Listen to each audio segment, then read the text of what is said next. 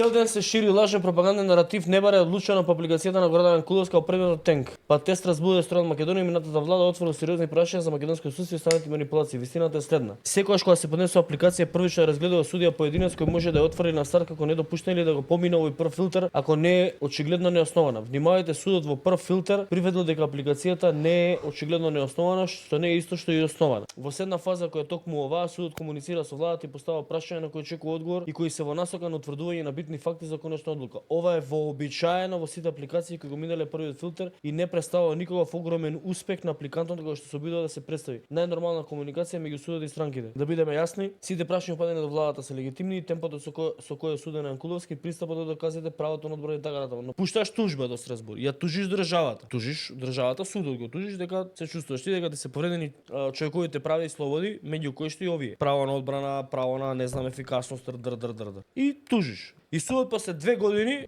тужба има од Македонија, стигната, добро, кој е Јанкуловска версус Македонија. Што е тужбава? Ајде да видиме баш што е ова. Ама за они да видат што е тоа, они треба да постават прашање до нашата држава, да побараат одговор, као секоја нормална постапка, кога ќе пуштиш тужба, судот му испраќа на тужениот барање за одговор на тужба. А што правиме ако после 2 години Страсбур одлучи дека судот во Македонија бил во право? Тогаш ќе биде во право сите судии кои што ја осудиле Јанкуловска? Ки се после премиерот да се извини да рече видете. Судот во Страсбур рече дека во право ви е пресудата, точно вие. Се извинувам што ве нареков дека сте компрометирани.